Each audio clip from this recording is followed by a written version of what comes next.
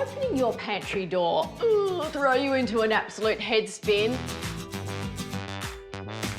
It's no wonder it gets out of control because everyone is foraging around on these shelves every day. So what we need to do is set up a system so it stays tidy once and for all. And while we're at it, let's take care of under the sink as well. This one certainly needs it. First tip, get everything out. Take a little stock of what you've got.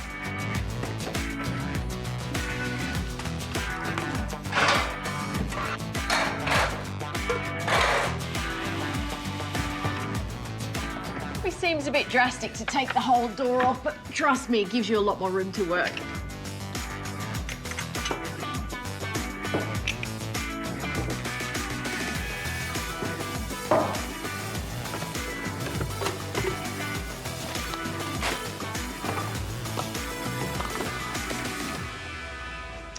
It's amazing how much stuff can come out of one little cupboard. I'll take care of this lot soon. I'll get it all organised, but first up, what I need to do is actually get these shelves looking sparkly clean. A bit of paper towel will do the trick. Wring it out and get stuck in.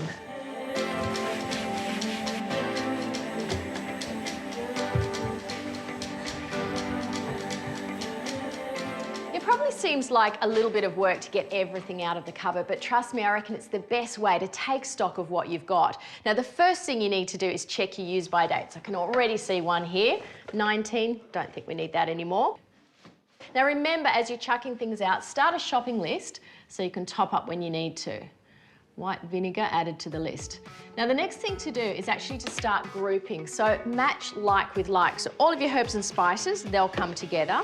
And anything that's in packaging that you can consolidate will save you a lot of room and also help you to keep an eye on levels. And things that will actually go off or stale, things like tea bags, they can go in jars. So group it all together and you can see exactly what you're dealing with.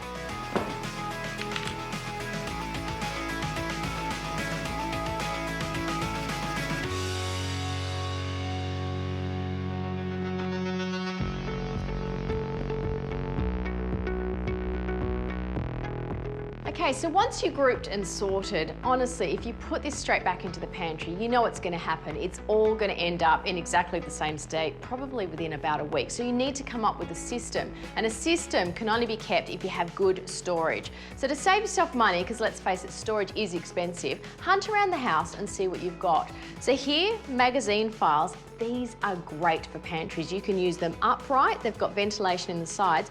Perfect for holding things like vegetables, onions. When you shop for them, you can just pop them straight in and that just keeps them together, stops them rolling around in the cupboard, and that stacks nice and neatly. But if you lay these down on their backs, that should become like little dividers, which are ideal for things like all of your wraps. So foils, Glad wraps, you can stack those in, and you can stack them high and they're easily accessible. Other things like your tea bags and your pastas and, you know, like your dried pulses like this, once you open the packet, you know what happens. They go everywhere, so store them in airtight containers. Now, this is what I was saying, these can add up if you get lots of those. So to save yourself a bit of money, why not recycle your jars? Just grab them out of the recycling bin, run them through the dishwasher or give them a hot soapy wash. Now with the lids, what I've done here is just sprayed them and I've used chalk paint. So if you actually put this down on a lower shelf to identify what's inside, you can easily write on the tops. It's a really great way to save money and also see exactly what you've got and keep it neat and tidy.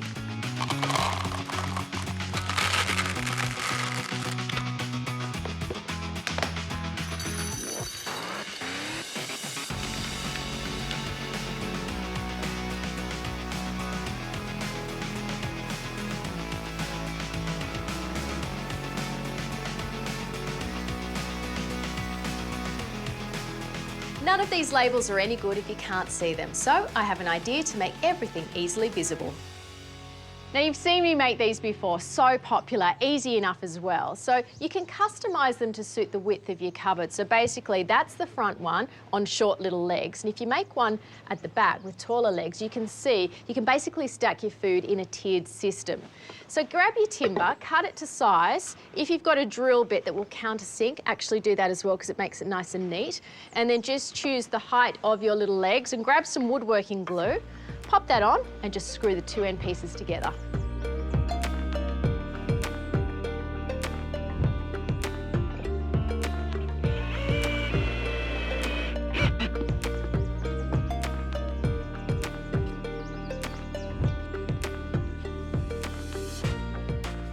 a simple project. You could leave it at that. Otherwise, you could take a piece of sandpaper and just clean up the edges, which of course gives it a more professional finish. You could just varnish it, or you could stain, which is what I'm going to do. I want to show you how to make a Lazy Susan, which I think is a game changer for any pantry. To make the perfect circle, basically it's just a stick of timber and you measure down halfway across the diameter of your circle. It's where my screw goes. Just sit it on the board, make sure you spin it around so you've got plenty of clearance. Just screw it in a little bit, not far, just a little bit, just to hold it. And then you can see it spins around. Grab your pencil at one end and then you can just very carefully mark out your circle. Easy.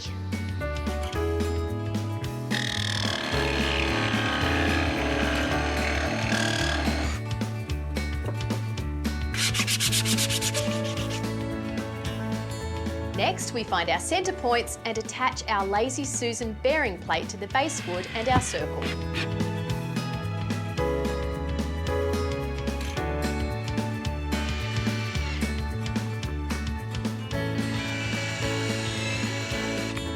Oh, look at that. All she needs now is staining. Pretty good.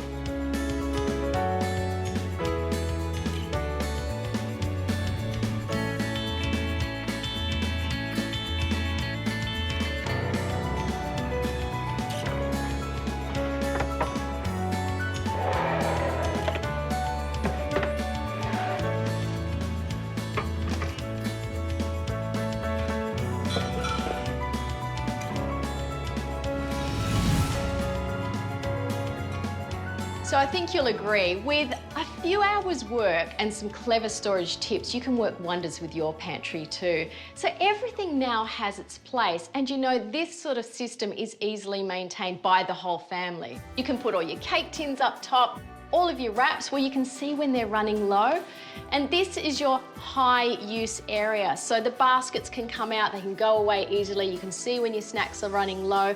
And this area, the tins, which are notorious, you tend to buy too many because you never quite know what you've got. With a shopping list, you won't overspend. So I think this has worked brilliantly. And my favourite part probably would have to be Susan. She's not lazy, she's doing a great job. So get it organised, and if that's not enough, take a look at under the sink. So much better, and no major work done in here. It's just the use of clever organisation. So we've got a bucket to hold all of your cleaning products and a little tub for your damp cloths and your detergents. Hooks are great for doors. These ones are removable. You don't have to drill them in, and you can hold your gloves and your brushes. And probably my favourite little tip for under the sink are these extendable shower curtain poles. You'll find them in the bathroom section in the hardware store. You don't have to drill them. They spring load and just pop into place. And they're ideal for holding paper towel, little trigger bottles and damp cloths. So a couple of hours work and a little bit of thought can honestly do wonders for your daily kitchen routine.